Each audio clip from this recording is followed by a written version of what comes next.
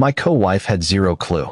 While she was busy handing the Mr. Anderson title to her first love, I'd already faked my death, grabbed our son, and vanished without a trace. And then, out of nowhere, she brought me up at a family dinner. We've been giving each other the silent treatment forever. He's got to have cooled off by now, right? Time for the family to patch things up. Her first love jumped in. Besides, your baby isn't even a month old. He needs you. How could he stay mad for real? Then Khloe asked, the holidays are almost here. Where is he? The butler glanced at the seat now taken by her first love, grief written all over his face. Sir and the young master, he said, voice shaking, passed away 3 days ago.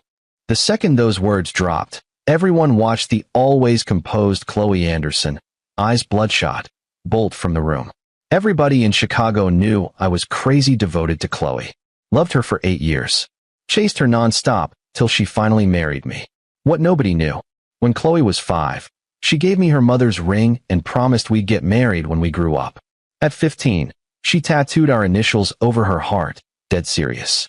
Ethan, I want to love you every single day, forever and ever.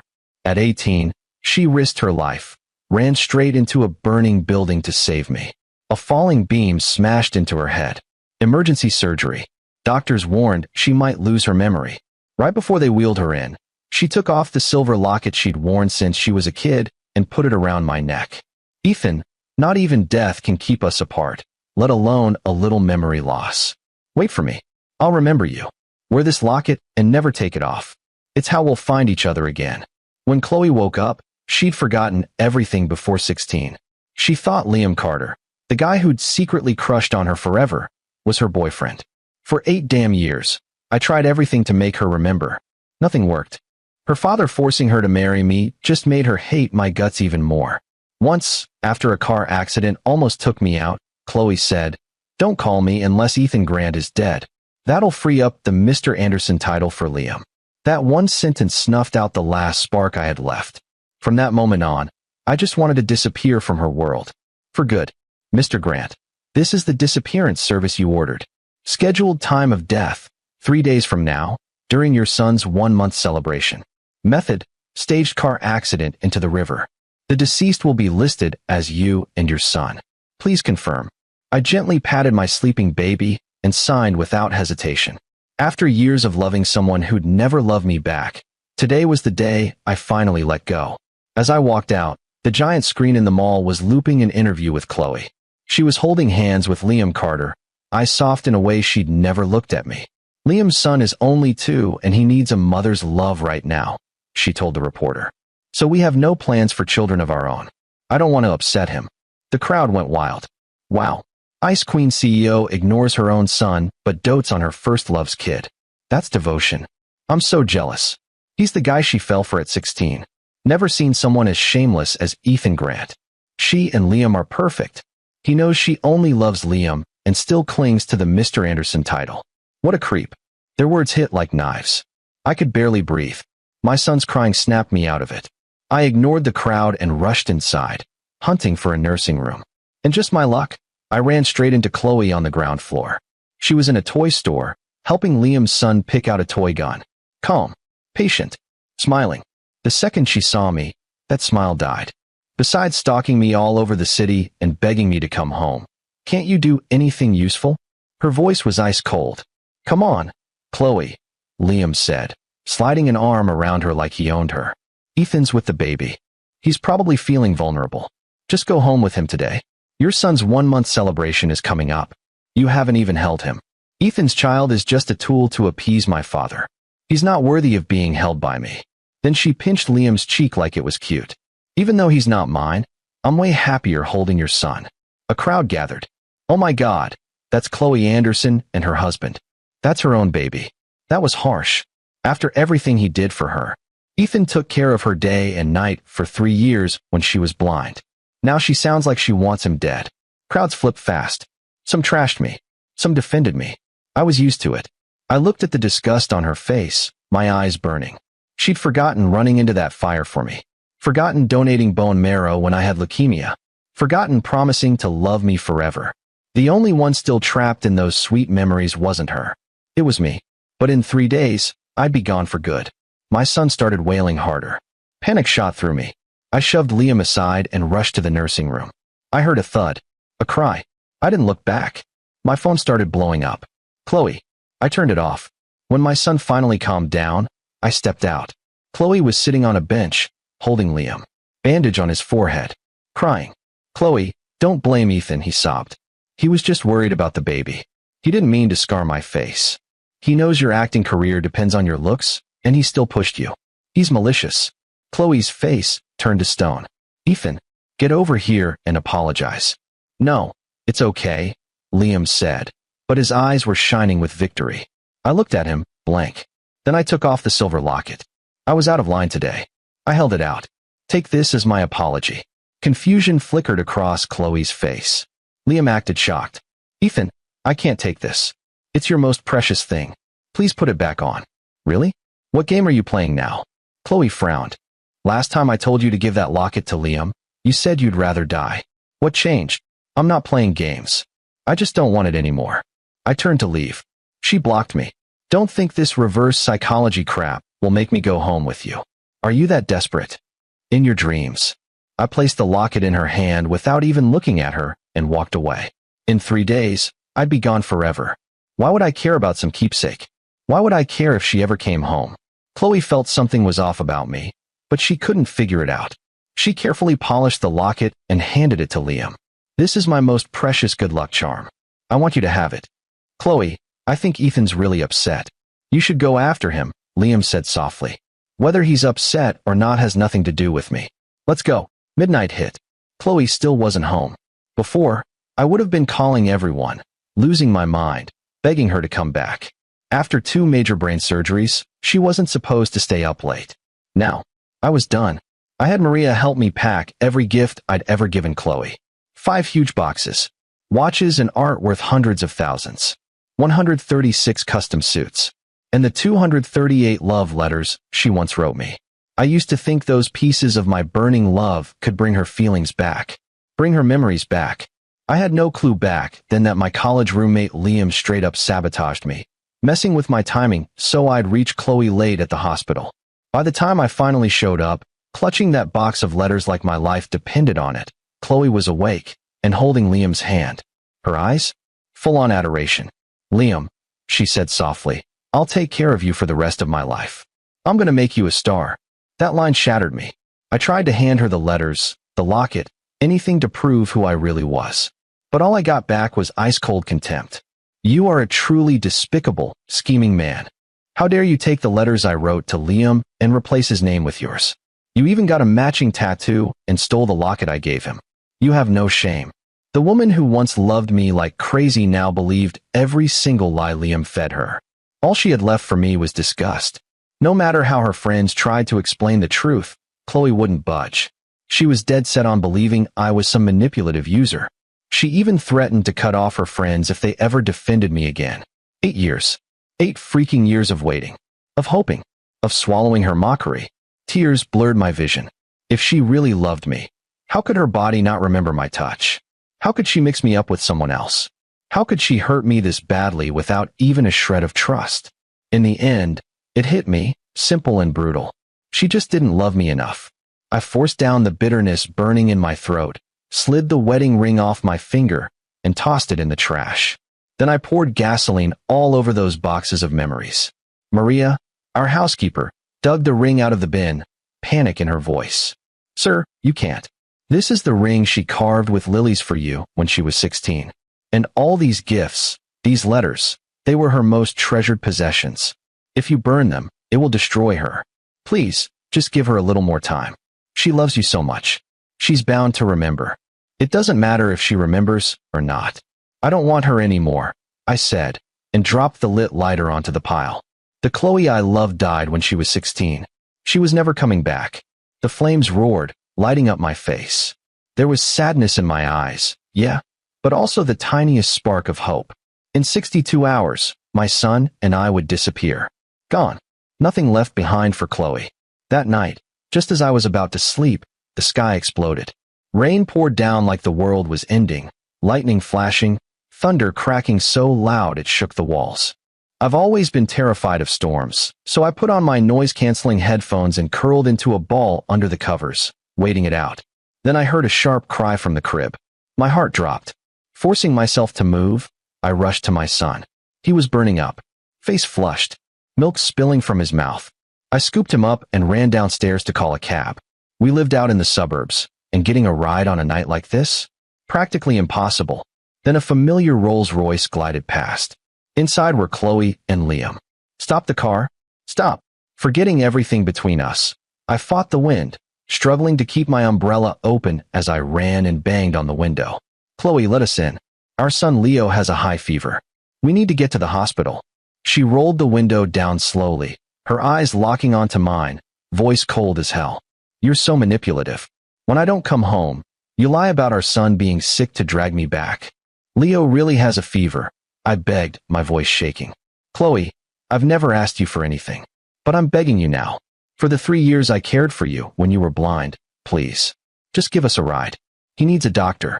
It's impossible to get a cab in this rain." "Just let them in," Liam said gently, smoothing her dress. "The cut on my forehead will heal in a few days." "It's nothing." "You're too naive," Khloe snapped. "How many times has Ethan tricked you? We're taking Noah to the dentist. We don't have time for him." The car sped off, splashing muddy water all over me. Cold seeped into my bones. I was shaking so hard I couldn't speak. It was cruel enough that Khloe, who once loved me, now acted like I was dead to her. But to abandon her own sick child? She didn't deserve to be a mother. I dragged myself to the main road, waving like a madman at passing cars. Finally, an Uber pulled over. The driver jumped out. "Your kid sick? Get in, quick. I'll get you there." "Thank you." I choked, holding Leo tight. "Just hang on, buddy. We're almost there." The driver glanced back. "He's tiny. Not even a month old, right? With a fever like that? How could she let you come out alone? Where's his mom?" "She's dead," I said flatly. He looked at me with sympathy. "I'm sorry, man. That's rough. There's a dry towel in the back. Dry him off? You don't want him catching a chill on top of that fever. He's too young for meds." I thanked him and dried Leo's hair. At a red light, we pulled up next to the Rolls-Royce. Through the window, I saw Liam kissing Khloe. He looked over and shot me a smug, victorious smirk. "Is that rich lady in the Rolls your wife?" the driver asked, anger creeping into his voice. "What the hell is wrong with her? Her kid's burning up and she's over there making out with some other dude, leaving you in the rain. That's her own flesh and blood. What does that matter? She'd rather raise another man's son than her own," I said bitterly, wiping Leo's skin with alcohol to cool him down. "Please hurry." At the hospital, Leo was rushed into the ER. The doctor handed me the bill form. Because he was premature, he needed specialized medicine. Total cost, over $20,000. I had quit my job after marrying Khloe to take care of her full-time. The couple $100,000 I'd saved was almost gone, spent on Leo's care. I pulled out the unlimited credit card Khloe had given me. Declined. She had canceled it. I called everyone I knew. No one helped. Finally, I called Khloe. Liam answered immediately. "Ethan, what's up?" "Khloe's in the shower." Before I could speak, I heard laughter, the phone dropping. "Khloe, slow down," Liam murmured. "My hair's not even dry yet." The sounds that followed made me sick. I hung up. While I was scrambling to figure out who else to call, an ER doctor, Dr. Hayes, offered to cover the bill. I was stunned. "Dr. Hayes," I said, bowing deeply, "thank you. You saved us. I'll repay you as soon as I sell my house." "Don't worry about that right now," she said gently. "Mr. Grant, we have a new experimental drug. It's shown success repairing damaged neural pathways. Are you going to tell Ms. Anderson? It might restore her memory." Tears slid down my face. A doctor who barely knew me was helping, while my own wife cut off my money and ignored our dying son for her lover. My life as Mr. Anderson was a pathetic joke. "Stay strong," Dr. Hayes said softly before heading back. "I will," I whispered. "I'll live for Leo. Please wait until after his 1-month celebration in 2 days to tell her." 2 hours later, Leo's fever finally broke. I held him close, tears soaking his tiny face. Dr. Hayes said if we'd arrived 10 minutes later, the fever would have caused permanent brain damage. Leo was born weighing only 4.12 pounds. He spent 2 weeks in an incubator just to survive. Khloe visited once. On the day he was discharged, she stayed 3 minutes. her face full of disgust. And tonight, because of her cruelty, my son almost became disabled. Someone like that doesn't deserve to be a mother. Barely deserves to be human. I wanted her memory back, not for love, but so she could feel the full weight of what she did. I wanted her to remember, only to realize she would never see her son or me again. I wanted that guilt to haunt her forever. I was taking Leo downstairs to the pharmacy when the elevator doors opened. Khloe walked in, holding Liam's son. She was glowing. "Liam, don't worry about the cost. Use the best materials for his dental work. $100,000 is nothing to me. It's bracelet money." I lowered my gaze, hiding the icy rage burning in my eyes. I wondered if she'd still be this generous with Liam's son once her memory came back. I honestly couldn't wait for the day she finally cracked. "Yeah, thanks for being so good to Noah," Liam said. Then he noticed me and forced this awkward little smile. "Ethan, is your son Leo okay? You look like hell. Maybe you should let Khloe help you out for a bit." "Him? You want me to watch his kid?" Khloe scoffed. "Ethan, you'll really pull any stunt to get me to come home, huh? Even making your own son sick just to corner me at the hospital. You're the most heartless father I've ever seen."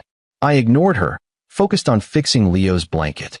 Suddenly, the strap on the diaper bag snapped, and bottles and diapers went flying all over the elevator floor. A sharp pain stabbed through my head, but I forced myself to crouch down and pick everything up. Liam reached out and steadied my arm. "Ethan, you look like you're in pain. Don't move. I've got it." "Liam, why are you helping him?" Khloe snapped, yanking Liam behind her. "Who knows what kind of crap he's trying to pull this time? Stay away from him." "Khloe, don't be so harsh. We were college roommates, after all," Liam said softly. He might have been a slow learner, but the guy worked crazy hard. "Hardworking? You mean graduating dead last?" Khloe sneered. "It's a total disgrace my son has a loser like him for a father.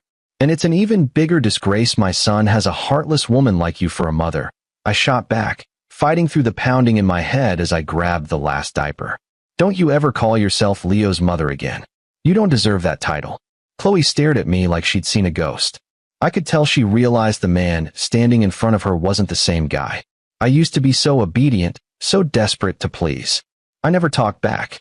"Ethan, cut the crap with your little games." Khloe's face darkened. "I'm telling you right now, nothing you do tonight is bringing me home." Before she could finish, I walked out of the elevator with my son. Then I froze. Leo had slipped a tiny hand out of his blue swaddle and grabbed the sleeve of Khloe's coat. He babbled at her, and a drop of milk from the corner of his mouth landed on her hand. Khloe froze, then violently shook his hand off. She ripped off her expensive coat, tossed it in the trash, and snapped, "What do you want?" "That's disgusting." Her venomous tone scared Leo. He buried his face in my chest and started sobbing. "Shoo, Leo, don't cry. Daddy's here," I whispered, my own heart shattering as I wiped his tears. My voice was thick. "I'll always be with you. My sweet boy, from now on it's just you and me." Hearing that, Khloe paused. She looked at my completely defeated face, and for the first time, I saw something flicker in her eyes, like she felt something slipping away. "Khloe, Noah's nose is bleeding," Liam said urgently. "We need a restroom." Khloe snapped back and started to leave, but stopped and turned to me. "Ethan, our son's 1-month celebration is in 2 days. I'm warning you. Take care of him. If you pull any more stunts, you'll answer to me." I just lowered my head and gave a grim smile. Said nothing. In another 12 hours, my son and I would be gone. The only thing waiting at that celebration would be divorce papers. The next morning, I had a real estate agent bring a potential buyer, an older couple. They looked around, concerned. "Mr. Grant, this is a beautiful home. Is something wrong with it? Why the rush? Where will you go?" "I'm moving back to my hometown to recover," I said calmly. "The title's clean. No issues. If you're serious, I'll knock off another $500,000, but I need full payment." "Done," the husband said. They signed on the spot. I went with them to finalize everything, then had my agent buy me a furnished house in Costa Rica. After that, I closed all my bank accounts, picked up my new passport, and bought a one-way ticket out of Miami for the next day. That night, when I dragged my exhausted body home, I saw a pair of men's dress shoes by the door. Not mine. A white blouse lay carelessly on the floor. My mind went blank. I stumbled upstairs, then rushed back down and into the bathroom, hand clamped over my mouth. I knelt by the toilet and threw up until nothing was left but bitter bile. I slid down against the wall, gasping, tears pouring down my face. Khloe was savage. Flaunting her affair around town was one thing. Bringing him into our home, into our room, that was next-level humiliation. I dug my nails into my palms, forcing myself to stop crying. I took the glass of water Maria handed me. "Please prepare the downstairs guest room," I said weakly. "Leo and I will sleep there tonight. And bring down the aloe plant from the master bedroom. My mother gave it to me. It deserves clean air." "Of course, sir," Maria said, then hesitated. "Ma'am said Mr. Carter wants your homemade soup. She said you're to make it and bring it up now. If you don't, she'll never come home again." My eyes turned ice cold. Good. If she never came back, I'd finally get some damn peace. I was asleep in the guest room when the blankets were ripped off me. "Are you deaf?" Khloe roared. "I told you to make soup for Liam. Didn't you hear me? Why the hell would I make soup for him?" I shot back. "Because you dragged him into our home to humiliate me? Or are you just waiting for me to die so he can replace me?" Khloe stared at me, stunned. "Feeling bold now? You dare talk back? I'm counting to 3. If you don't get up and go to the kitchen, I will." I snapped. I grabbed the glass of water from the nightstand and hurled it at her. "Get out," I yelled. "Your father gave this house to me. You don't get to boss me around in it." Water soaked through her shirt. Her face twisted with rage. "You bastard. How dare you? You almost disfigured Liam at the mall, and I let it slide by only asking for soup, and now you act like this? I guess it's true what they say about kids raised without a mother." I thought I'd already hit rock bottom with her. I was wrong. She'd just used my deepest wound against me. She forgot the day she held my hand and said, "Ethan, don't cry. From now on, my mom is your mom. I'll never let you feel alone. If anyone ever makes fun of you for not having a mother, I'll destroy them." That promise was crystal clear in my memory. And now she was tearing me apart to defend Liam. Pain crashed over me. Tears streamed down my face. A rage so intense burned inside me, I felt like my skin would split. I was done being her punching bag. "If I'm so useless, then go be with Liam." I shouted. "Why did you even come back? I didn't ask you to come here and torture me." "Ethan, I only came back to help Khloe pack. I never meant to humiliate you," Liam said quietly, adjusting his shirt. "She just got carried away. I couldn't stop her. I'm sorry this fight happened. I had Maria change the sheets so you can still use the bed." "Drop the innocent act," I snarled. "I'm counting to 3. If you're not gone, I'm calling Mr. Anderson to deal with you himself." At the mention of her father, Khloe's face drained of color. He'd always liked me. If he found out, it wouldn't be pretty. Fuming, she grabbed Liam and stormed out. "You just wait," she spat. "This isn't over." I slammed the door and locked it. Khloe and Liam hurried back to their car, her face burning with fury. I saw the staff whispering nearby. "It's about time Sir stood up for himself," one said. That was satisfying to watch. He did the right thing. What she did was outrageous, asking him to cook for her lover. "If it were me, I'd want to kill her." "She deserved it," another replied. "Even a saint's got a breaking point, okay? A man can love hard, but nobody can take that kind of abuse forever. One day that love just dries up, and boom, she's the one stuck holding nothing but regret." Khloe scoffed. Biggest regret of her life? Letting her father pressure her into marrying me. In her head, I was the villain, too manipulative, too slick. When she woke up from that coma, Liam was right there playing hero. And yeah, I'd gotten the same tattoo as Liam and told her I was the one who pulled her out of the fire. Wild, I know. I even showed her a whole box of love letters and swore they were hers. Like she wouldn't recognize her own handwriting. Those letters were obviously for Liam. Liam noticed the storm building on Khloe's face and jumped in, acting all soft. "Ethan just loves you so much. He couldn't handle what happened in his room today. You're the bigger person, Khloe. Don't stoop to his level." "Liam, you're too kind," Khloe said, pulling him into her arms like he needed protection. "After the way Ethan humiliated you, you're still defending him. I'll show him what happens when you cross me. Get my lawyer on the phone. I want divorce papers drafted right now." Ethan Grant is walking away with nothing. Liam leaned into her, dark satisfaction flashing in his eyes. Khloe wanted a divorce. That wrecked me. If I signed, the title of Mr. Anderson would finally be his. After Khloe stormed out, I ripped every wedding photo and album in the house to shreds and tossed them like trash. Packed my clothes into a suitcase. Maria was pacing like crazy, saying she'd call Mr. Anderson and spill everything. I stopped her. "Don't bother him. His health's too fragile. But sir, you can't just leave with the baby. What about Madam? Maria cried, eyes red. She's had 2 brain surgeries. A shock like this could be dangerous. She'll live, I said, cold as ice. Help me take down the embroidered lily tapestry in the living room. It was a wedding gift from my mother. I held it in my hands, the lilies blurring through my tears. My mother and I were all we had. When I was in 6th grade, she was diagnosed with terminal lung cancer. She hid her pain from me and spent her last days secretly stitching that tapestry. The day she died, she placed my hand in Khloe's. With her last breath, she whispered, "Good girl. I'm entrusting my Ethan to you. I hope you'll be happy together. If you ever stop loving him, just let him go. Don't hurt him. Don't worry. I'll take care of Ethan," a young Khloe had promised through tears. "If I ever betray him, may I live every day in agony and die old and alone." A spark returned to my mother's tired eyes. "Khloe," she said firmly, "I've always judged people well. I know you'll protect my Ethan for the rest of his life. You'll never let him cry." "Mother, you were wrong." I clutched the tapestry to my chest, choking on a sob. Khloe stopped loving me a long time ago. And now, I was done loving her too. The wind howled outside like it was grieving with me. I wiped my tears and spoke to my mom's memory. "Don't worry, Mom. I'm a grown man. I don't need Khloe to be happy. I'll take care of Leo. We'll be fine."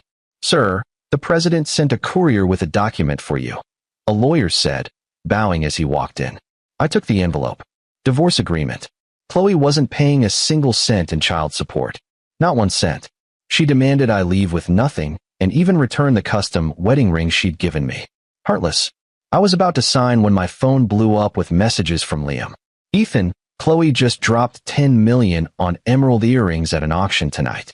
Then another 8 million on a matching pendant, for me." He sent a photo. "Don't I look good? Too bad she already gave me that whole jewelry collection she once gave you. All that's left is the ring on your finger. She's so possessive. I've got 2 rooms packed with gifts from her, but she still keeps spoiling me. I tried to refuse earlier, so she punished me 5 times. Something inside me snapped. I called him. "Liam," I said, calm but deadly. "If you hadn't copied my tattoo, stolen her letters, forged her handwriting, and taken my place, would you be enjoying any of this?" He laughed. "Blame her. Her love for you wasn't strong enough to see through my little trick." Cold dread crawled up my spine. "Is Khloe pregnant?" "That's my ace in the hole, Ethan. And honestly, what does it matter if she had your kid? She still tossed you out like garbage. Pathetic. You should have died in that fire. Would have hurt less than this. Being alive didn't change a thing. She's still kicking you to the curb." My hand shook so bad I almost dropped the phone. "That fire, was that you?" He just laughed. "What if it was? Even if you told Khloe, she'd think you were lying to hurt me. If I were you, I'd have died of shame by now. How do you still call yourself Mr. Anderson?" I smiled coldly and stopped the recording. Took a cab to the Chicago River. Handed the recording and the signed divorce papers to an agent from the disappearance service. As instructed, I took off my shoes and left them by the riverbank. "Mr. Grant, last confirmation," the agent said. "You've chosen the nobody recovered option. I'm sure." I picked up my suitcase and disappeared into the night. Just wait. The day I vanished would be the start of Liam's personal hell. The day Khloe's world shattered. And maybe, just maybe, the day she'd finally remember. The next day was my son's 1-month celebration. After her night with Liam, Khloe checked her phone. No missed calls. No desperate texts from me. Weird. Remembering the formalities, she got dressed to leave, but Liam wrapped his arms around her waist. "Khloe, just stay home tonight with Ethan. It'll calm your father. Don't sneak off to see me, okay? We've got time." "Liam, you're always so thoughtful," she murmured. She lingered with him. By the time she reached the hotel, the ballroom was packed, guests whispering like crazy. But my son and I? Nowhere. "Khloe," her father roared, face red. "I can tolerate your usual nonsense, but being this late to your own son's party? Unacceptable. What did you do to Ethan?" His phone's disconnected. Disconnected? Her surprise turned into rage. The nerve. Skipping his own son's party? This is just another pathetic stunt to get my attention. When I find him, he's going to pay. "Just talk to him," her father pleaded. "Don't make it worse." She called again and again. Still disconnected. Called my friends. No one had seen me. Frustrated, she ordered a citywide search. "Ma'am, He's not at the baby supply store he goes to. Not at his favorite flower shop either. Keep looking, she snapped. $100,000 reward for any information. The day dragged on. Nothing. Guests crowded around her, throwing theories around. Can't be kidnapping. We'd have a ransom call. I heard they had a huge fight. Maybe he got desperate and jumped into the river with the baby. But he chased her for 8 years. He loves her. He wouldn't quit like that. Their voices made her head spin. She thought about the divorce papers she'd sent the night before. Anxiety twisted in her gut. The man loved her more than life. What if he'd done something stupid? No, he wouldn't. Ethan loved their son too much to hurt him, or himself. He was probably hiding at home, waiting for her to come find him. Khloe rushed out of the hotel and drove home. A moving truck sat in the driveway. Movers were hauling furniture inside. It felt like the ground disappeared beneath her feet. She rushed over to the woman bossing the movers around and grabbed her arm. This is my house. What the hell are you doing? Your husband sold it to us yesterday, the woman said, her voice shaking under Khloe's icy stare. I have the deed right here. The color drained from Khloe's face. She snatched the deed and scanned it fast, her eyes locking onto a stranger's name. She staggered back. He sold our house, she whispered. My father gave this house to Ethan. He said he wanted to pass it down to our children. You're lying. You're in on this with him, trying to play me. Khloe shoved past the movers and stormed inside. The embroidered lily tapestry was gone from the living room wall. All their photos. Gone. The wooden box where she kept her precious letters. The one that had sat on the sideboard for years. Gone too. Ethan, get out here, she screamed, flinging open door after door. I'm counting to 3. If you don't show yourself, I'll have our son taken away from you, and I swear you'll never see him again. Silence. Dead, heavy silence. Her mind was a total mess, her head pounding. She ran back outside and grabbed one of the maids. Where is he hiding? Tell me, or you're all fired. Sir left with the baby last night. The maid stammered, scared out of her mind. And he burned all his gifts to you. The letters too. Burned them all. Khloe whispered, stumbling back. He loved me more than anything. He would never give up being Mr. Anderson. I know him. He's at his mother's old house. He's waiting for me to come get him. A hard, grim look settled on her face. Ethan Grant, you think you can play games with me? She muttered through clenched teeth. We'll see how long you last. She was sure that within hours, I would come crawling back, begging for her forgiveness.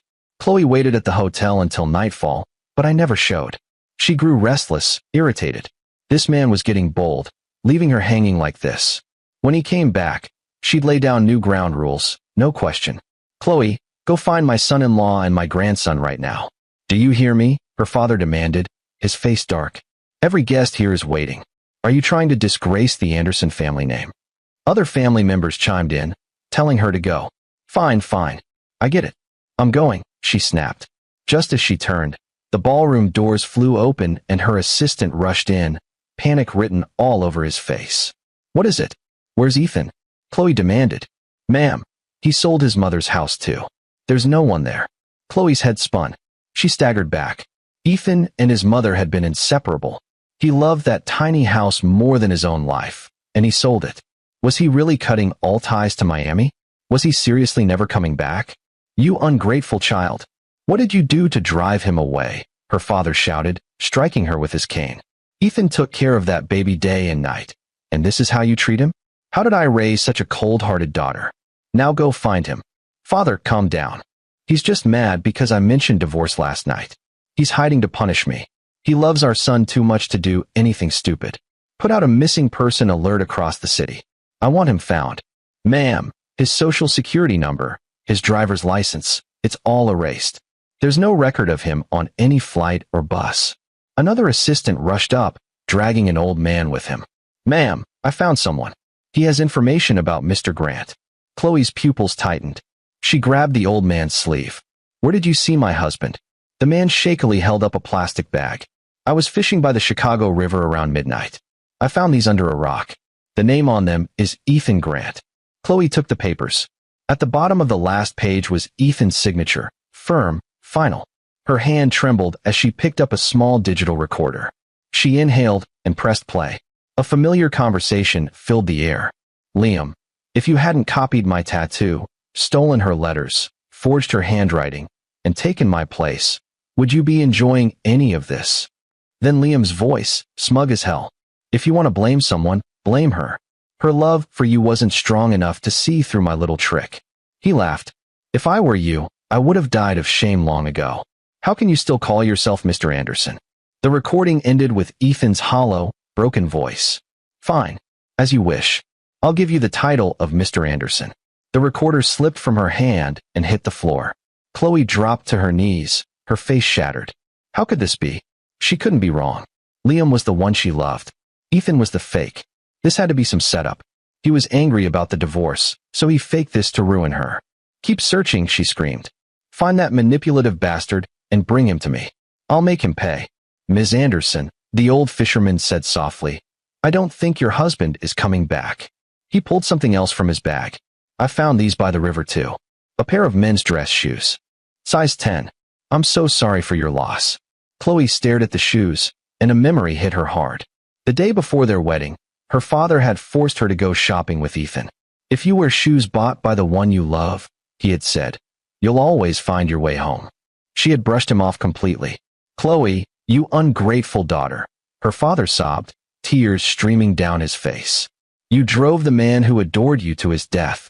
You forced him to take his own life, and our grandson with him. My grandson, my beautiful grandson is gone. The ballroom exploded with shocked gasps. I can't believe it. Ethan spent 8 years letting her walk all over him, just hoping she'd remember him, a guest whispered. And in the end, Liam Carter's lies destroyed him. What a tragic ending. Liam always seemed so nice, someone murmured. Who knew he was that evil? One of Khloe's friends spoke up. I told her for years Ethan was the one she loved before the accident. I told her those letters were for him, but she wouldn't listen. She only believed Liam. Ethan gave up his whole career just to stay by her side. All he got was her disgust while she ran around with Liam. He didn't deserve that. He nearly died for that baby, and she didn't even care. She wanted to divorce him for another man's child. If I were him, I don't think I could have kept going either. Ethan loves our son. He wouldn't do this. He's not dead. Khloe screamed, clutching her head as pain ripped through it. She collapsed. Just before losing consciousness, she gasped, get me that new medicine, the one for my memory. I need the truth. Find Ethan. You have to find him. The lavish party ended with the news that Ethan Grant and his infant son had taken their own lives. The shock sent Mr. Anderson to the hospital with heart problems. At the same time, Khloe was rushed into emergency surgery for a cerebral hemorrhage. Liam hurried to the hospital and stayed by her bedside for 3 days. The second Khloe woke up, she lunged at him and slammed him against the wall, gripping his throat. Her face looked terrifying. Her voice was rough and raw. I remember everything. You stole Ethan's place. You bastard. You lied to me for 8 years. You made me hate him. You're the reason he and my son are dead. I'll make you wish you were never born.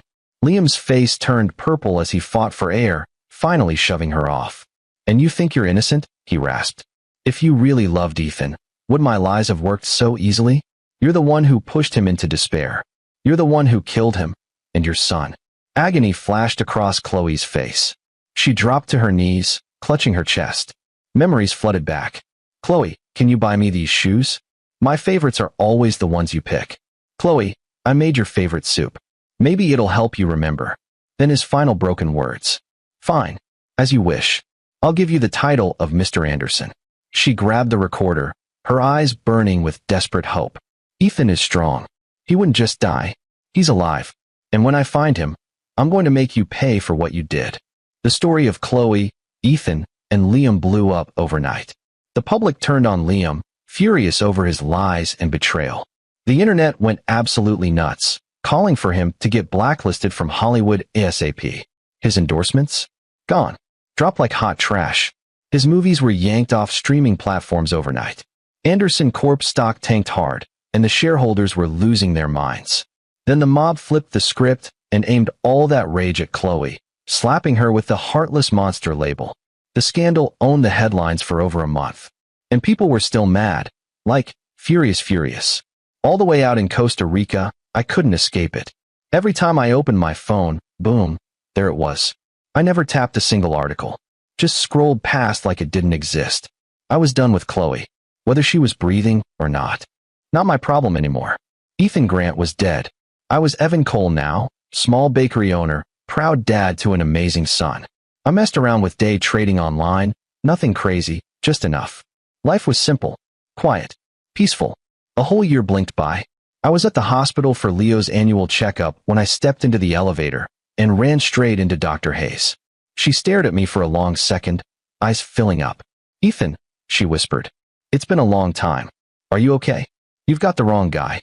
My name is Evan," I said, trying to slide past her, but she blocked me. "You look a little different, and you had that small mole under your right eye removed. But I know it's you, Mr. Grant. I went to Northside Prep with you and Khloe. Same year. I'm Ava Hayes. Do you remember me?" "I don't know you," I said and walked off fast. She followed. "Don't worry, I won't tell Khloe I saw you. As a friend, I want to help if I can." I suddenly remembered the $20,000 I still owed her and stopped in my tracks. "Please keep my identity secret. If you give me your account details, I'll transfer what I owe you." Ava smiled.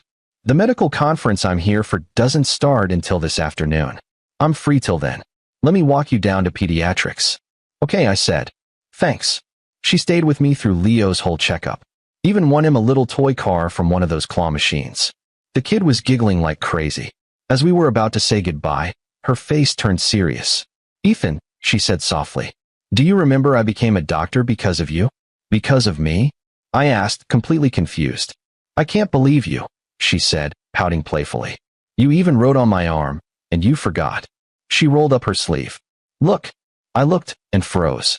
Tattooed on her forearm, in strong, elegant script, were the words, "To heal and protect."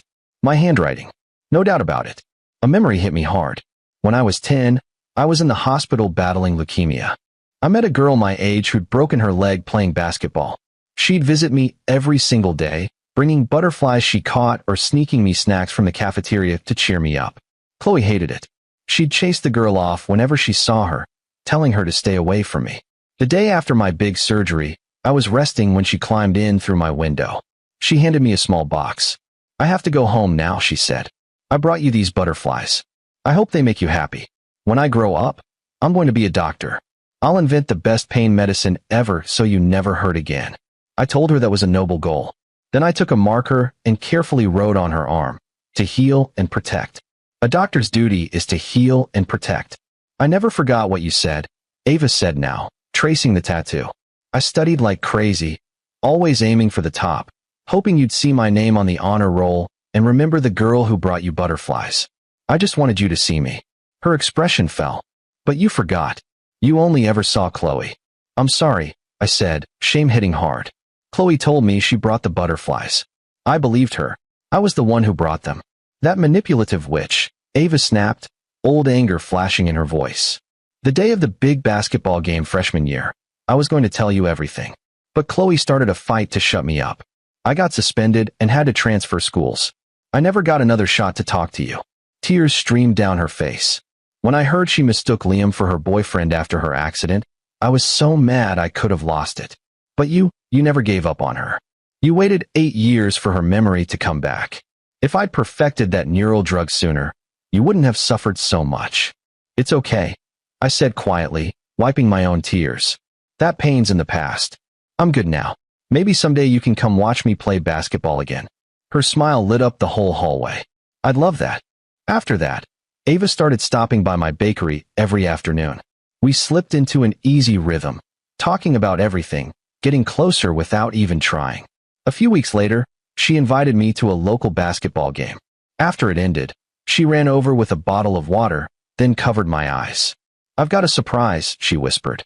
"Come with me." She led me up what felt like a million stairs. "Okay," she said softly in my ear. "You can look." I opened my eyes. The air was alive with thousands of butterflies, wings catching the twilight, setting the sky on fire with color. One landed gently on my fingertip. "Ava, it's winter. Where did you get all these?" "From my butterfly conservatory," she said, hands resting on my shoulders. "The one I built for you. I've been raising them for 14 years. 14 years? I asked, stunned. "Yes.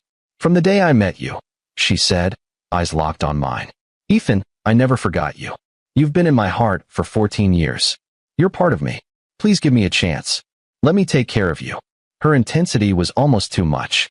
I looked down. I don't know if I'm ready for something new yet. Can you give me time? Of course, she said instantly. I'll wait as long as it takes. From then on, Ava became a steady, bright presence in my life. And she wasn't just amazing with kids, she had a crazy sharp business mind. With her help, I rebranded the bakery. 6 months later, we were booming. Citywide buzz. Second location open. I was making more money than I ever imagined. Ava, you're a genius, I told her one afternoon. You flipped my whole business around. I want to get you something. Anything. I want you to be my date to our high school reunion in Chicago, she said, eyes warm and hopeful. Will you? Yes, I said without hesitation. We flew to Chicago the next day. The second we walked into the reunion together, all eyes were on us. Wow, Ava, an old classmate laughed. Did you hire a stand-in for your old crush? He looks just like Ethan Grant. Ava smiled smoothly. Drinks are on me tonight. Everyone enjoy. The crowd cheered. I heard Ava was in love with Ethan for 14 years, someone whispered. Never got to tell him before he died. She must have found this guy to cope. Remember that massive fight with Khloe? Khloe got suspended, but Ava had to transfer. She released butterflies for him for 3 years straight. So romantic. I always thought they'd end up together, but Khloe swooped in. Another classmate nudged me. Ava's family is powerful. You hit the jackpot, man. I just gave a polite smile. Later, heading to the restroom, I ran straight into Khloe Anderson. My stomach dropped. I tried to walk away, but she blocked me, gripping my shoulder like a vice. Her face was pure, unfiltered joy, lips shaking so bad she couldn't even talk. Finally, she choked out, Ethan, you're not dead. You're alive. She threw herself at me, sobbing. I thought you and Leo were gone. I thought you drowned. For 2 years I've been funding charities, praying day and night that you found peace. And it worked. Thank God. Thank God I found you. Let go, I said, shoving her back when she tried to kiss me. I'm not your dead husband. My name is Evan Cole. I'm Ava Hayes' boyfriend. It is you, Ethan, she cried, touching my face. You heartless man. You removed the mole. You changed your hair. But it's you. Do you have any idea how much I've missed you these past 2 years? She leaned in and kissed me, her tears spilling onto my cheeks. Ethan, I've missed you so damn much. I thought I was losing my mind. Sometimes when I drank too much, I'd see you coming to take me home. But then I'd wake up and you'd be gone. I tried to pull away, but she just held on tighter. Out of nowhere, a blur of white rushed past me. Khloe hit the floor. It was Ava. Ethan Grant and his son are dead, and you killed them, she yelled. This is my boyfriend, Evan. So cut this crazy act and get out of here. Khloe struggled to her feet, clutching her side, her eyes on fire. Don't lie to me. This is my Ethan. He picks his nails when he's nervous. He bites when he's angry. How could he be anyone else? You're the one who needs to get lost. He's my husband. What kind of fantasy are you living in? Ava's face darkened. She raised her fist again. Ethan signed the divorce papers before he died. He took his son and left you. He doesn't want you. Do you understand? If you ever harass my boyfriend again, I won't be this gentle. That's my Ethan. Khloe cried from behind the growing crowd. Ethan, I'm so sorry. When I lost my memory, I thought Liam was you. I messed up so bad. I'll spend the rest of my life making it up to you. Just come back to me, please. I ignored her, took Ava's arm, and led her back to our table. Our friends were starting a party game, and I ended up losing a round. My punishment was that cookie game where you eat from both ends with a partner. My partner was Ava. We leaned in, faces inches apart, when suddenly a strong force yanked us apart. I stumbled, barely catching my balance, and looked up. Khloe. Her face was twisted with pain. She was shaking as she wrapped her arms around me, her voice trembling. Ethan, you're mine. You can't kiss another woman. I brought that bastard Liam with me. You can do whatever you want to him. Just say the word. I looked down. Liam Carter was crumpled on the floor. His face was pale, his hair streaked with gray, a long ugly scar running down his right cheek. Ethan, I'm so sorry for what I did, Liam sobbed. Hit me. Yell at me. Do whatever you want. Just please ask Khloe to let me see my son. I haven't seen him in 2 years. I dream about him every night, crying for me. I think I'm going insane. I looked at my old college roommate, and 1,000 memories hit me at once. For 8 years, I'd hated him with everything I had. I hated his scheming, how he stole my life, how he turned Khloe against me. But now, staring at the broken guy on the floor, I felt nothing. His tears meant nothing. I've already recovered all the jewelry Liam stole from you, Khloe said, fury blazing in her eyes. And as for his son, I've hidden him somewhere Liam will never find him. He'll never see his child again. She looked at me, her voice low and rough. What else do you want me to do to him, Ethan? Just tell me. I'll do anything. I'm not your husband, and I don't care what you do to Liam, I said, my voice cold as ice. Ms. Anderson, have some dignity. If you don't stop harassing me, I will call the police. Khloe looked at me like a child caught doing something wrong, her face full of sorrow. Ethan, she whispered through tears, you once told me that if you wear shoes from someone you love, you'll always find your way home. For 2 years, I've worn the sneakers you bought me. I never take them off, not even to sleep. I am so sorry for what I did. Please bring Leo and come home with me. I'll spend the rest of my life making it up to you. I am not your husband. I snapped, my patience gone. I walked to Ava and wrapped my arm around her waist. Ava, this woman is freaking me out. She won't leave me alone. Let's just go. Don't worry. I've got you, Ava said, taking my hand and leading me away. Khloe ran after us, holding up a ring. Ethan, wait. It's your wedding ring, the one you threw away. I had it fixed. Just look at it. Don't leave me. Please don't leave me. I held Ava's hand and didn't look back. I heard bodyguards trying to restrain Khloe, shouting everywhere. Let's go back to Costa Rica tomorrow, I said, exhausted. I don't want to see her again. Okay, Ava said softly. Whatever you want. Back at the hotel, I collapsed onto the sofa, drained. I glanced out the window and saw her standing under a streetlight across the street. It had started raining, and she didn't even have an umbrella. She just stood there, soaked, calling my name. I walked over and pulled the curtains shut. A second later, my phone started ringing. It was her. I blocked her number. Then, just to be done with it, I took out my SIM card, got into bed, and pulled the covers over my head. In the middle of the night, thunder cracked loudly and jolted me awake. My old fear came rushing back, and I curled into a ball. Suddenly, a dark figure rushed in and wrapped its arms around me. Shoo, don't be afraid, Ethan. It was Khloe's voice. All the sleepiness vanished. I shoved her away. How did you get in here? Get out. I'm not your husband. Leave me alone. Ethan, I know you hate me. I know you don't want to be with me. I get it. But I will never be mistaken again. You are my Ethan. I'd know you even if you were nothing but ash. Ms. Anderson, face reality, I said coldly. Your husband and son died 2 years ago. I'm not him. I just happen to look like him. Look like him, she repeated. Before I could react, she ripped my pajama pants, pointing at the distinctive birthmark on my inner thigh. Then what do you call this? Do you really think you can still lie to me? Mortified, I tried to cover myself. You're insane. Get out. In your dreams, she whispered, pushing me onto the bed and kissing me. You're my man. I won't let you be with anyone else.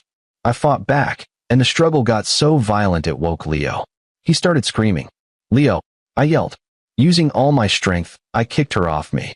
In that split second, I grabbed my son from his crib and ran out of the room. Ava, help me.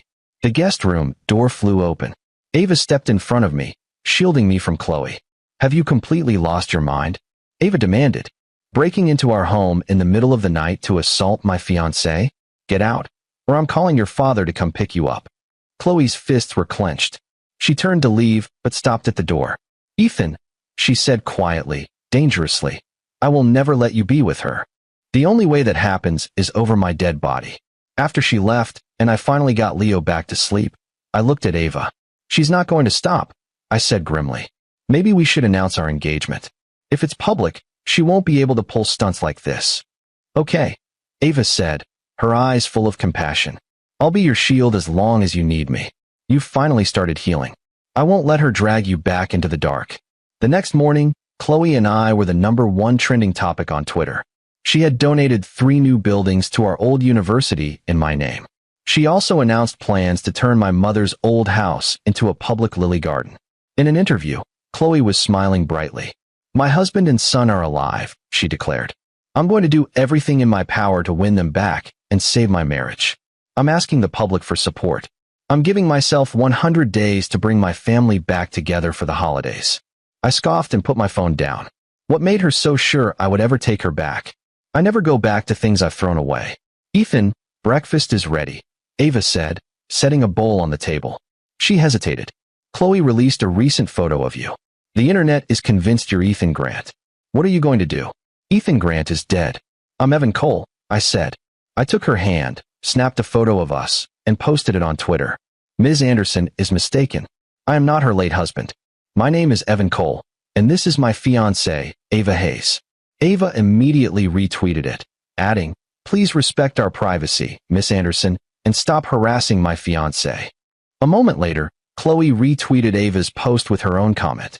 "You keep insisting he's not my husband. Then can you explain why his son is my exact miniature?" She then posted a photo of a document. "Dr. Heiress, here's the DNA test proving Leo is my son. So what do you have to say now?" I was beyond furious. "Ava, when the hell did she even get a sample of his DNA?" Ava walked over to the crib and started digging around. "That witch," she muttered, her voice dark. "She must have swiped his hat during the chaos last night. There's no denying it now." "It doesn't even matter," I shot back, my fingers flying across my phone screen like crazy. "It changes nothing."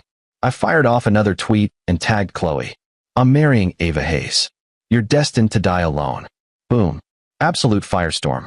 Within the hour, every major news outlet was blasting photos of Khloe being rushed to the ER after collapsing.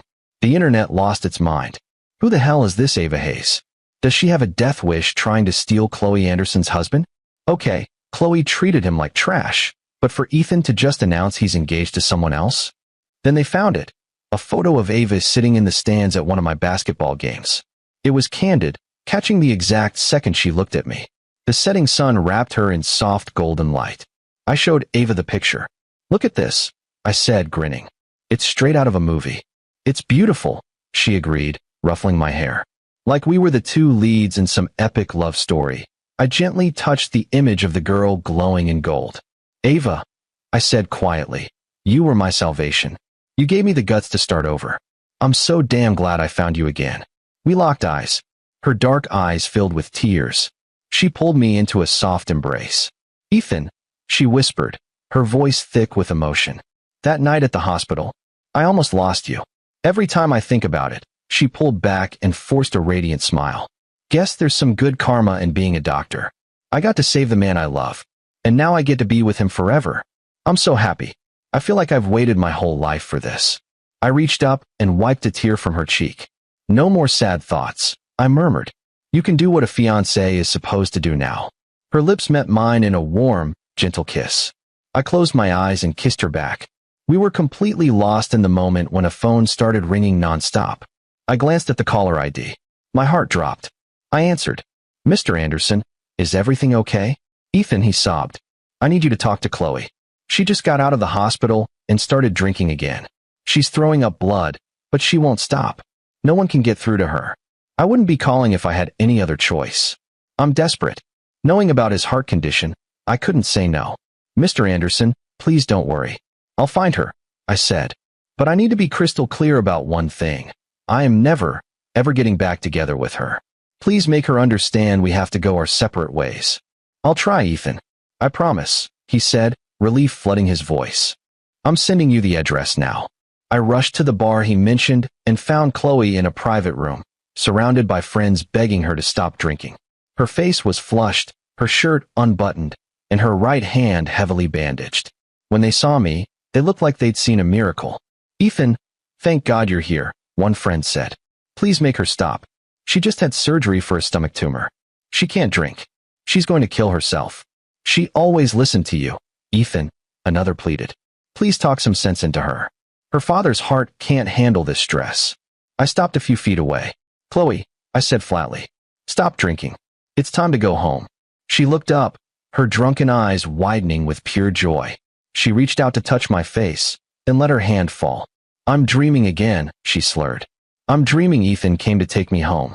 But he's angry with me. He'd never come for me." "It's not a dream, Khloe. He's really here," one friend said, shaking her. "Stop making a scene and go with him." "Ethan's here," she whispered in disbelief. She stumbled toward me and studied my face. Then she held out a familiar wooden box. "Ethan," she breathed. "I rewrote them. All 238 letters you burned.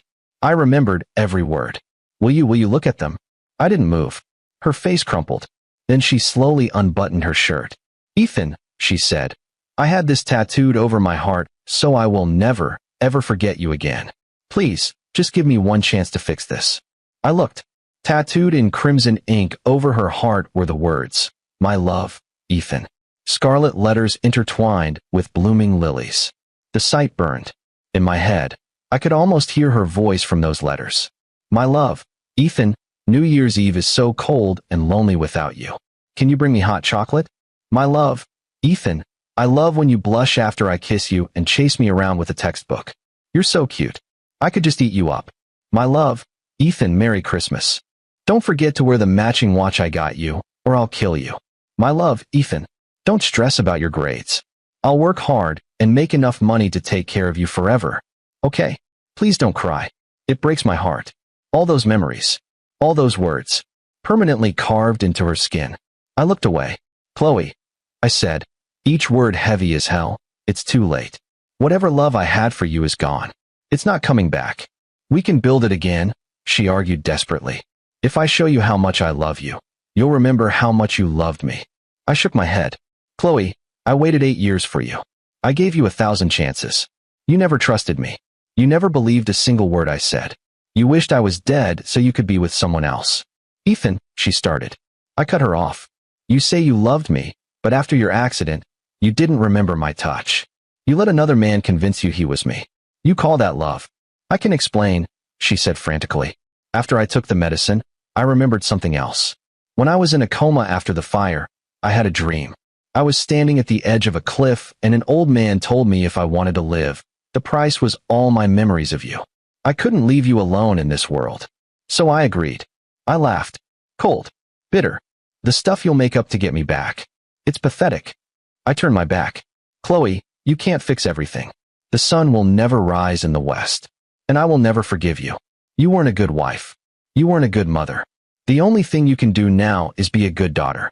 Stop drinking and stop killing your father with worry. I'm telling the truth, Ethan. I'm not lying. She cried, running to block me.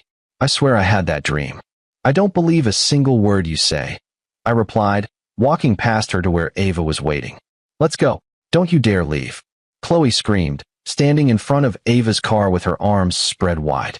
Ethan, if you're leaving with her, you'll have to run me over first. I got out, completely fed up. Can you please grow up? Stop pushing me. I don't love you anymore. This is pointless. It's not pointless, she begged. If you just give me a chance, we can be happy again. She held out the silver locket. I got it back from Liam. Please take it. Come home with me. The lilies I planted for you are in bloom. You can see them from our bedroom window. They're beautiful. He needs to get home to his son, Ava said, stepping between us and shoving the locket back into Khloe's hand. He doesn't have time for this. Khloe, you need to accept reality. He loves me now, not you. Please, Khloe, I begged. Leo is waiting for me. If I'm late, he'll cry all night. A look of pure agony crossed her face. She stepped aside, but her hand still clutched my sleeve. Ethan, she whispered. The dream was real. I wasn't lying. I don't believe you, I said without even looking at her, and got into the car. She watched us drive away, then crumpled to her knees, sobbing. For 8 years, she had never given Ethan an ounce of trust. Now she was getting a brutal taste of her own medicine. To be disbelieved by the person you love. That pain hits different. It was so sharp it felt like she was being ripped apart from the inside. She dragged herself up, jaw tight with grim determination. There had to be a way to win him back. She wasn't about to quit. The next day, I went with Ava to meet her parents. While we were there, Khloe blew up my phone with hundreds of IME messages, begging me not to do anything rash, promising me shares in Anderson Corp if I would just come back to her. I blocked her number and grabbed a new SIM card. Meeting her parents went surprisingly smooth. They didn't care that I was a divorced single father. They were warm, welcoming, zero drama. After dinner, Ava and I went to a jewelry store to check out engagement rings. Then I heard someone call my name. I turned around. It was Khloe.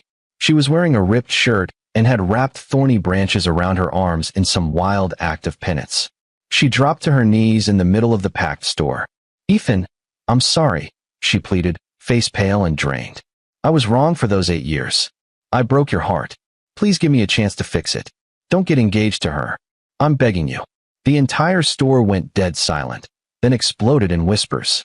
That's Khloe Anderson, the CEO of Anderson Corp, apologizing like that in public. She must be crazy in love with him. He should give her a shot. They've got so much history. She already wrecked Liam Carter's life and took his son away from him.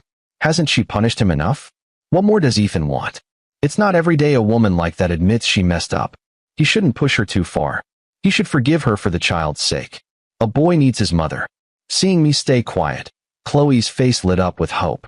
Ethan, she said softly, I've transferred the deed to the Goldwyn International Tower to Leo. It's a gift. Please accept it for him. Another wave of gasps hit the crowd. The Goldwyn Tower? That's one of the most valuable properties in Miami. Worth hundreds of millions. Now that's a real apology. Her 2-year-old son is a multimillionaire. I'm so jealous. If I were him, I'd take her back in a heartbeat. Who wouldn't want to be the spoiled husband of a billionaire CEO? Why keep grinding away at a tiny bakery? I didn't take the papers she was holding out. Nothing you do will change my mind, I said, voice cold as ice. I am going to marry Ava. That's it. Stop wasting your time. Then I turned to Ava with a bright smile. I know you like that sapphire ring, number 9, I said loud enough for everyone to hear. Let's try it on. I slid the ring onto her finger, kissed her forehead, and pulled her into a gentle embrace. Get your hands off him.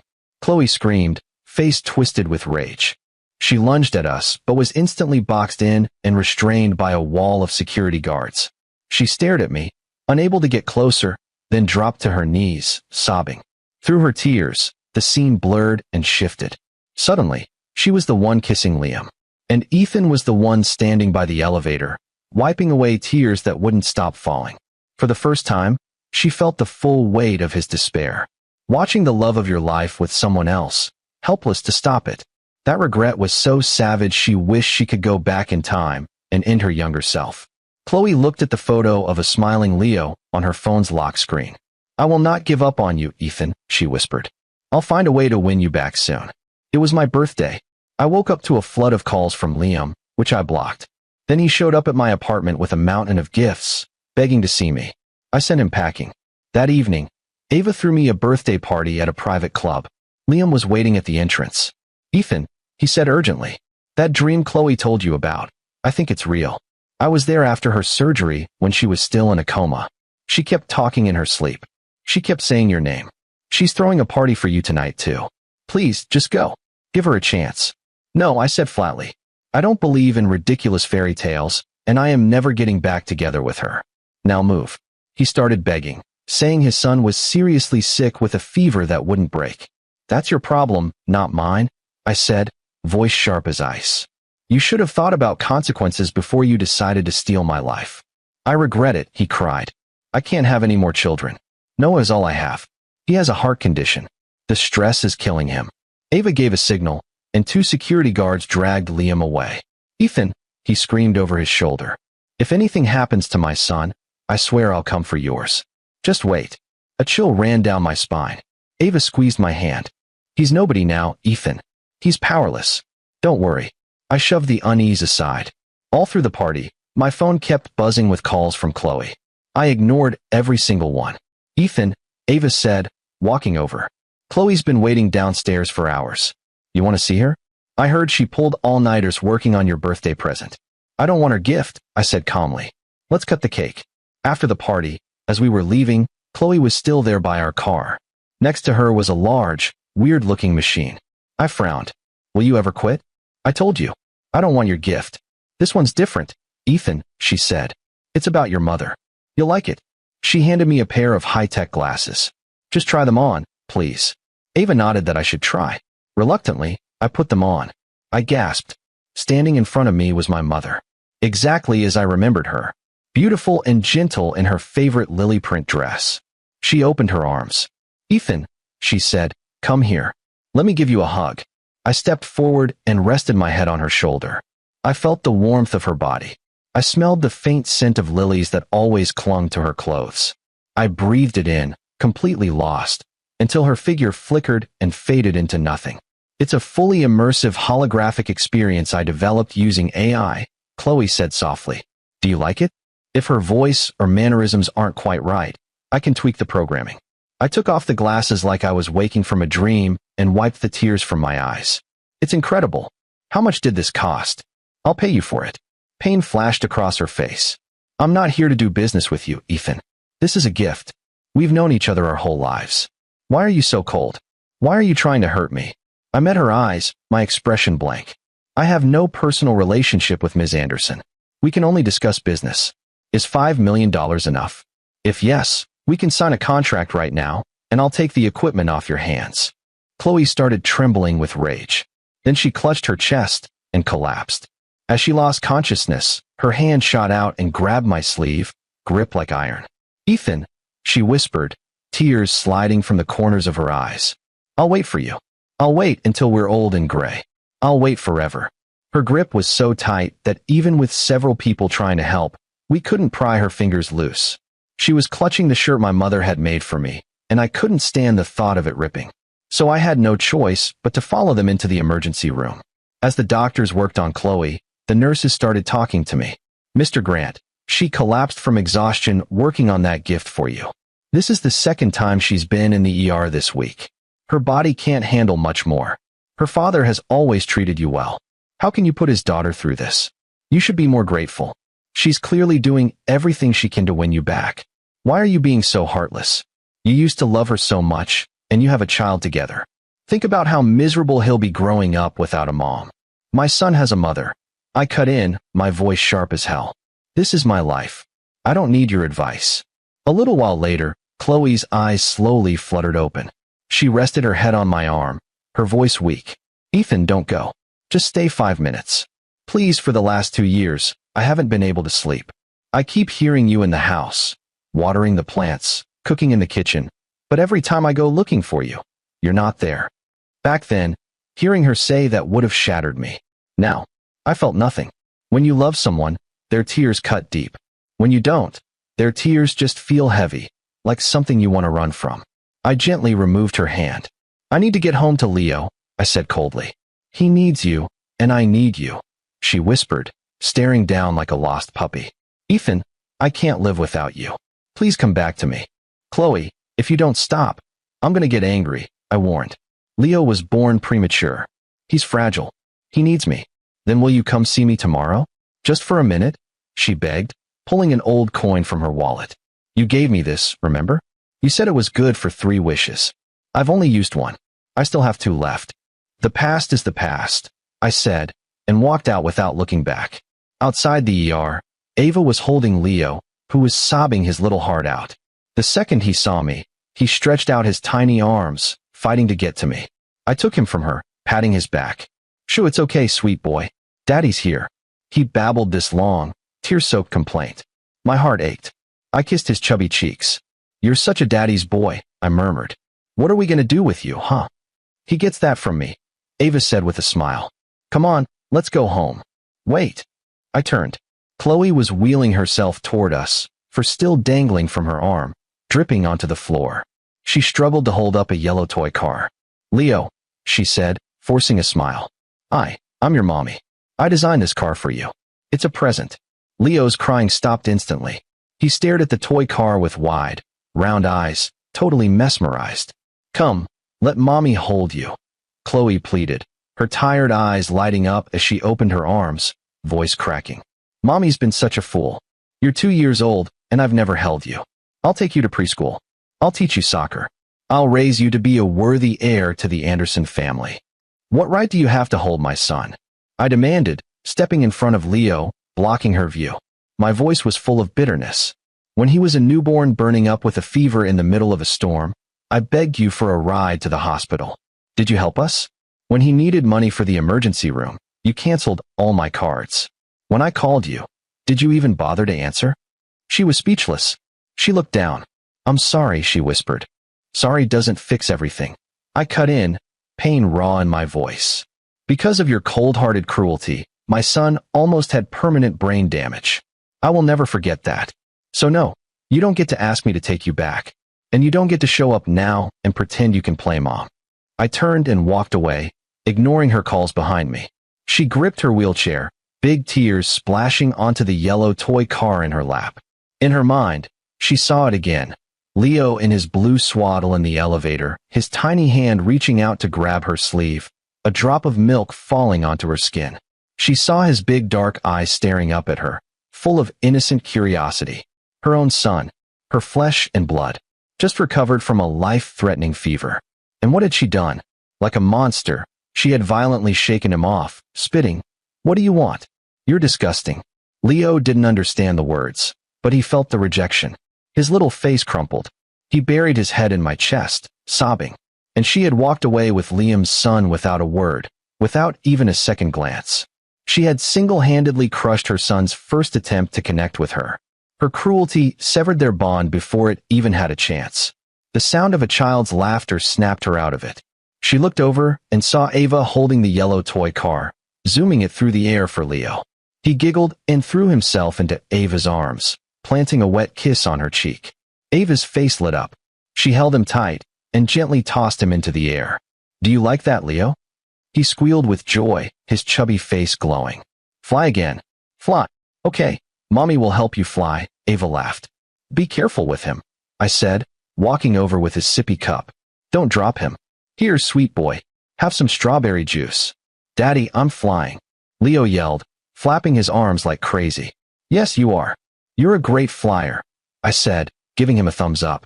Watching us, Khloe felt a pain so sharp it was like getting punched in the chest. She pounded her fists against her head, sobbing uncontrollably. If she could go back, she would learn how to be a mother. She would cherish him. But it was too late. I didn't even see her anymore. I only saw Ava, her hand trembling slightly.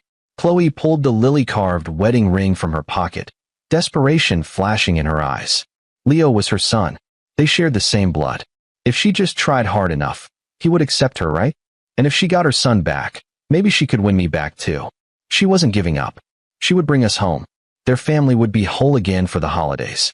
The day before my engagement party, I took Leo to get fitted for a tuxedo.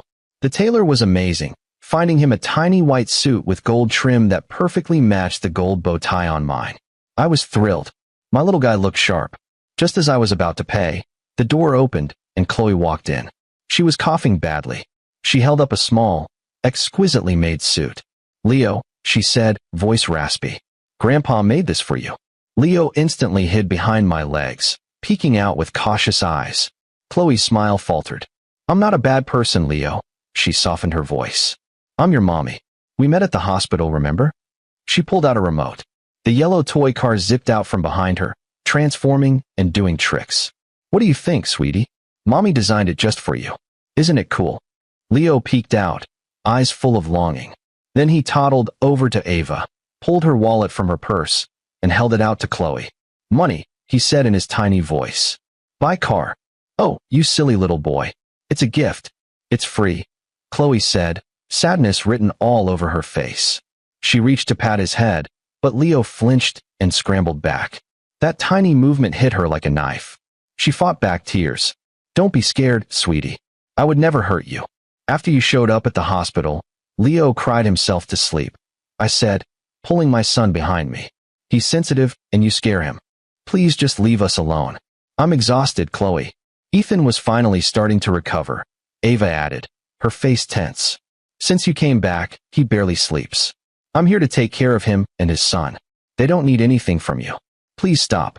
This has nothing to do with you." Khloe shot back, locking eyes with Ava. "The signature on those divorce papers was forged. Legally, Ethan is still my husband." Ethan Grant's legal identity was erased, Ava fired back. "As far as the law is concerned, that man doesn't exist anymore. And neither does your marriage. Now stop causing a scene and leave." I took Ava's arm. "You can't reason with someone crazy. Let's just go." As I pushed the door open, the massive crystal chandelier above us suddenly came crashing down, straight toward Leo. I shouted and threw myself over my son, shielding him with my body. At that exact moment, I felt another body slam over mine and heard a muffled groan of pain. The chandelier shattered across the floor. I looked up, stunned. It was Khloe. She had shielded us. Blood streamed down her forehead. She swayed on her feet. "I'm fine," she rasped. "Go check on Leo." I looked down at my son, and my blood ran cold. I frantically brushed a shard of glass from the corner of his right eye. "Leo, are you okay? Can you see?" He was screaming, and mixed in with his cries was manic laughter. Ethan Grant, why should my Noah be gone while your son gets to live? It's not fair. I'm gonna make your son blind so you can suffer forever. Somebody call an ambulance. I yelled, clutching my wailing son. Back at the hospital, my heart felt like a damn lead weight in my chest. After emergency treatment, the bleeding in Leo's right eye wouldn't stop. They admitted him for observation. I just started to breathe a sigh of relief when the doctor called me into his office. Mr. Cole, he said, face serious as hell. Your son's right cornea is severely damaged. We need to perform a transplant within the next 72 hours. If we don't, the damage will spread, and we'll have to remove the eye entirely. What? The world tilted sideways. I stormed into the room where Khloe was being treated and started pounding on the wall next to her. Khloe, why the hell did you take Liam's son? Why'd you push him to this? My son's 2 years old. He could go blind. What kind of life is that? What the hell am I supposed to do? Ethan, Liam's son's death was an accident, Khloe said, her voice low and steady as she grabbed my shoulders. Don't freak out. I'll find a cornea for Leo. His eye will be fine. And I've already had Liam taken care of. He will never hurt you again. How can I not freak out? Leo's cornea has a rare condition. It's not like a normal kid's. I sobbed, completely losing it. Where the hell are we going to find a match in time? Khloe, you monster. When are you going to stop wrecking our lives? Ava came in, all business. I've already put out an alert to every medical database in the country and overseas. We're looking for a match. We'll hear something soon. The sight of her made my tears flow faster. Ava, I choked out. I hate her. I hate her for what she's done to my son. Ethan, stop, Ava said gently, then shot Khloe a glare. Anderson, the last person he wants to see right now is you. You hear me? If you have any decency left, get out of here and leave him alone. Khloe looked at me, sobbing quietly into my hands, and a wave of agony hit her so hard she could barely stand. She wanted to connect with her son, but she'd only brought him pain. His eye had to be saved. She'd never forgive herself if it wasn't. She backed out of the room, closing the door behind her. She made a choice. That evening, the doctor came to my room with news. They had found a donor. Surgery was scheduled first thing in the morning. I was stunned and overjoyed. I asked about the donor. Mr. Cole, it's hospital policy to keep donor anonymity, the doctor said gently. Please don't ask me to break the rules. Just focus on getting your son ready. Okay, thanks, I said. I rushed back to tell Ava the good news. She was quiet for a long moment. Ethan, she finally said, there's something you should know. The donor, it's Khloe. She went to the theology department this morning and had a full workup. She's a perfect match. But cornea donations are almost always from deceased donors. If a living person donates, they go blind in that eye. What? The smile froze on my face. Is she insane? I'm not insane, Ethan. I know exactly what I'm doing. Khloe's voice came from the hallway. She was standing outside the door. Our son, since the day he was born, I've failed him as a mother. I want to do this one thing for him. I stared at her. My voice wouldn't come. Khloe, even if you do this, I'm still gonna marry Ava. I'm not getting back together with you. Are you still willing to do it? If you go blind, people will treat you differently for the rest of your life. I'm willing, she said, gaze steady. I'd do anything for you and our son. I'd go blind for him. I'd die for him, but I'm not. Leo is my son. He has nothing to do with the Anderson family. And no matter what you do, I will never let him call you his mother. A look of anguish crossed her face. You can't be so cruel, she whispered. You can't take away my right to be his mother. Leo's mother is Ava, I said sharply. If you disagree, you can take me to court for custody. Khloe's face went pale with fury, but she said nothing more and stormed off. Daddy, hold, Leo murmured from his hospital bed, little arms outstretched. I hugged him close, kissing his cheek. Don't worry, my sweet boy.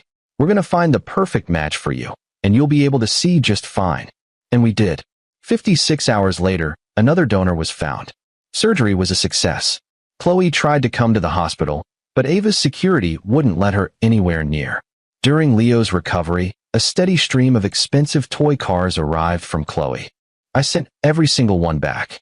On New Year's Eve, Leo was cleared to go home. That same night, Ava and I had our engagement party. In the car on the way to the venue, I straightened my tux and looked out the window. Every streetlight in the city had baskets of blooming lilies, their fragrance filling the night air. I was smiling at the sight when Leo pointed excitedly.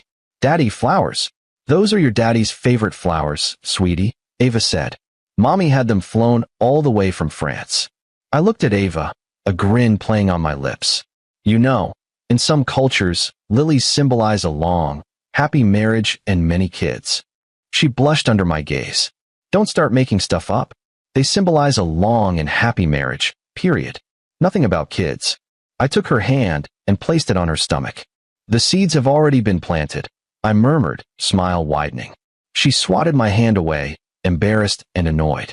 The kid's right here. Can you chill? One more comment like that, and I'm giving you the silent treatment. All right, I'll stop, I laughed. Ava laced her fingers through mine. In 2 hours, you'll officially be my fiancé, she said softly. Feels like a dream. I leaned over and kissed her cheek. How about now? Feels real yet? Before she could answer, her eyes widened in terror. She yanked the steering wheel hard. That SUV, it's in our lane. It's coming right for us. I looked up and my blood ran cold. The man behind the wheel was Liam Carter. Thought Khloe had him locked away. How the hell is he here? Before I could process it, he slammed the gas, eyes burning with pure hatred. Ethan Grant, he screamed through the windshield. You don't get to be happy. You and your perfect little family are going to die with my son. The world exploded in a deafening crash. I was thrown forward, but a slender body shielded me. Outside, car horns blared, pedestrians screamed. Oh my God, look at that Maybach. The front is completely crushed. The driver's bleeding everywhere. The guy in the SUV, he's in 2 pieces. It's horrific. My heart stopped. I scrambled out. It wasn't our car, it was Khloe's. She swerved in front of us at the last second. Her car was mangled, smashed into Liam's SUV. My mind went blank. I ran to her and tried to pull her from the driver's seat. Khloe, you can't die. Stay with me. Hold on. She looked at me, eyes unfocused. Leo's eye, is it okay? She whispered. Are you okay? We're fine. We're all fine. I yelled. Don't close your eyes. We're getting you to a hospital. Khloe was rushed into surgery. Soon, the doctor came out, face grim. Her injuries are too severe. We've done everything we can. Who is Ethan Grant? She's asking for you. That's me, I said, voice numb. I followed him to the OR. Khloe was lying on the table, hooked to a dozen machines, but she was already gone. Blood cleaned off her face. In her hand, she clutched an old coin. My voice, thick with grief, I didn't understand. Khloe, I'm here. What is it? She struggled to open her eyes. Held out the lily-carved ring. You promised me, she whispered, barely audible. 3 wishes. I used 1. Do I still have 2 left? What do you want, Khloe? Ethan, wear this ring, she begged. Just for a minute, please. Just this once. I said nothing. A look of deep disappointment crossed her face. She let the ring fall. Then, can you call me by my old nickname? She whispered, breath hitching. Just once, please. I looked down at her, throat tight. Thank you, I managed. For saving us. But, I'm sorry. Her arm fell. The monitor flatlined. Her eyes wide open. I gently closed them. Khloe, I whispered, voice breaking. I hope we never meet again. And I hope wherever you go next, you never forget the ones you love. Our engagement party was postponed. Miami's high society attended Khloe's funeral. I didn't go. Ava went in my place. She came back with a large box from Mr. Anderson and a thick envelope from Khloe's lawyer. Khloe had left all of her shares in Anderson Corp to me and Leo. I opened the box. Inside was the transforming toy car and the holographic AI machine. I ran my hand over them and saw her again, standing outside the club on my birthday, her face full of that desperate, hopeful smile. Ethan, it's your birthday present. You like it, sweetie? Isn't this car mommy designed for you cool? Then the image shifted to her on her deathbed, her eyes pleading. Ethan, can you call me by my old nickname? A lump formed in my throat. I closed the box. Please ask a good cardiologist to check in on her father, I told Ava. And let's send Leo to visit him for a while. I will, Ava said. Khloe's last wish was to be buried next to your mom. Is that okay? Yeah, I said, staring at the New Year's Eve fireworks. That's fine. My mom had always been so fond of her. Seasons turned. A year passed. On New Year's Eve, Ava and I got hitched. Just before the ceremony, I saw Leo scribbling on a piece of paper. What are you drawing, buddy? I asked. A dream I had, he said, holding it up. See, it's a big cliff. And that person at the back of the line is talking to an old man. My breath caught. I took the drawing. It was exactly the scene Khloe had described from her dream. The woman making a deal with the old man, being thrown back across the chasm, a halo of light around her head. Not a lie. Real. Daddy, why are you crying? Leo asked. I quickly wiped my eyes and folded the drawing. It's nothing, sweet boy. Time for us to go. The music started, and I watched Ava walk down the aisle toward me, stunning in her white dress. As I took the ring to place it on her finger, a large black butterfly fluttered into the room. My eyes followed it as it danced through the air. It landed for a moment on Leo's cheek, then flew over and settled on my left ring finger, right where Ava was about to place the wedding band. I stared at the butterfly, and a memory hit me. The last day of our freshman year of high school. Khloe and I were on the roof watching the sunset. I gave her an old coin. My mom gave me this, I said. She told me it's good for 3 wishes. What do you want to wish for? She blew on the coin and grinned. My first wish is that my Ethan gets into his dream college, stays handsome forever, and is always safe and sound. Hey, be serious, I teased, giving her a playful punch. My mom said this coin's special. It really works, she said. Then Khloe stopped smiling, her face serious. I wish my Ethan gets into his dream college. And the second wish? She tucked the coin carefully into her wallet. I'm saving it. I'll tell you when I figure it out. The memory faded, replaced by the image of her on her deathbed, holding that same coin, eyes full of that desperate final hope. Ethan, can you call me by my old nickname? Just once, please. I looked at the butterfly on my finger. Khloe, I whispered, so softly only I could hear. I'm gonna be happy. You can rest now. As I finished speaking, the butterfly lifted its wings and flew away, disappearing into the bright sky. I slid the ring onto Ava's finger. To my wife, I said, smiling. I'm so happy I finally married you, she whispered, arms around my waist. Should we give Leo a little sister? I laughed. Hell yeah.